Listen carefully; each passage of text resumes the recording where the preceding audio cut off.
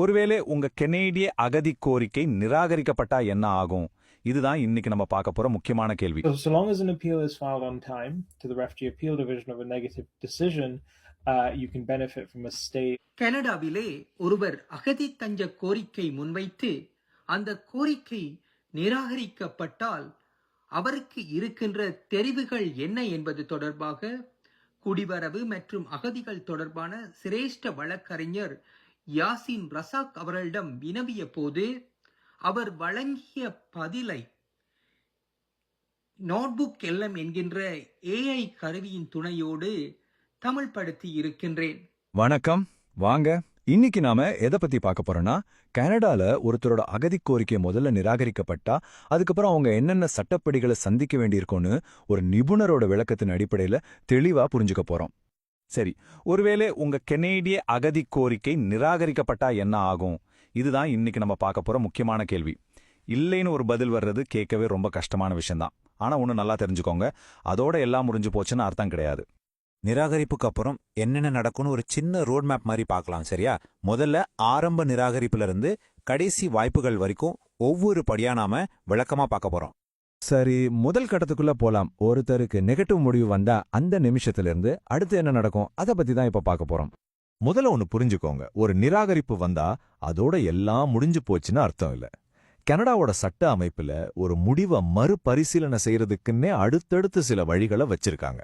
மொத்தமா பார்த்தா இந்த 3 படிகள் தான் இருக்கு. முதல்ல அகதிகள் மேன்முறையீட்டு பிரிவு, அதுக்கப்புறம் கூட்டாட்சி நீதிமன்றம், கடைசியா ரொம்பவே குறைவான சில வழிகள். இந்த முழு பயணத்தையும் பத்தி தான் நாம இப்ப விளக்கமா பார்க்க போறோம். இப்ப நாம அகதிகள் மேன்முறையீட்டு பிரிவு, அதாவது ஆர்ஐடி பத்தி கொஞ்சம் விளக்கமா பார்க்கலாம். இதுதான் நிராகரிப்புக்கு பிறகு பெரும்பாலானவங்க போற முதல் மற்றும் பொதுவான இடம். இந்த விஷயத்துல ரொம்ப முக்கியமானது டைம். இந்த ப்ராசஸ்ல காலக்கெடு ரொம்பவே ஸ்ட்ரிக்ட். அதை நீங்க ஒருபோதும் மாத்த முடியாது.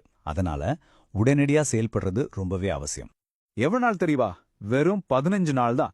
ஆமா, வெறும் 15 நாள்.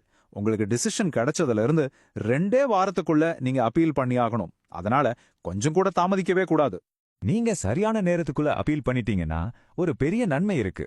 அது என்னன்னா, உங்க அப்பீல் முடியற வரைக்கும் உங்களை கனடாவை விட்டு வெளியேற்ற முடியாது.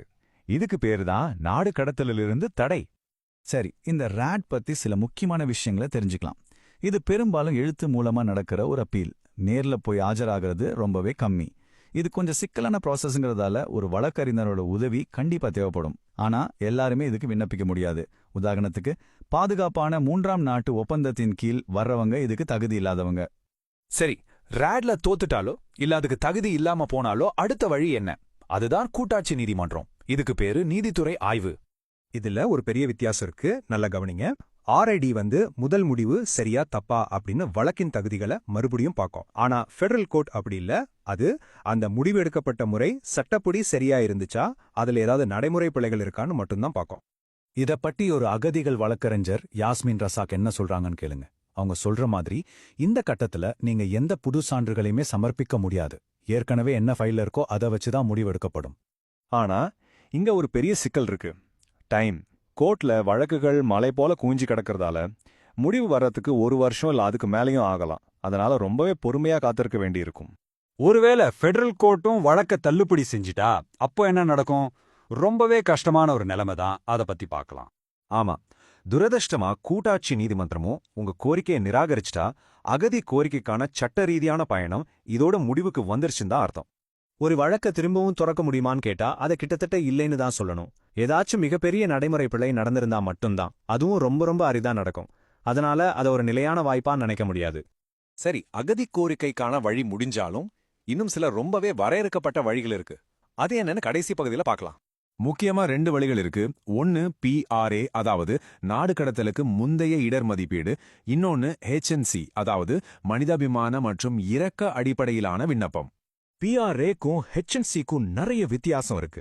PRAவுக்கு நீங்க இறுதி முடிவு குறைஞ்சது 12 மாசம் காத்திருக்கணும். அதுவும் நாட்டுக்கு திரும்பினா புதுசா என்ன ஆபத்துன்னு காட்டணும். ஆனா HNC விண்ணப்பம் கனடாவோட உங்க தொடர்பையும் மனிதாபிமான காரணங்களையும் பத்தியது.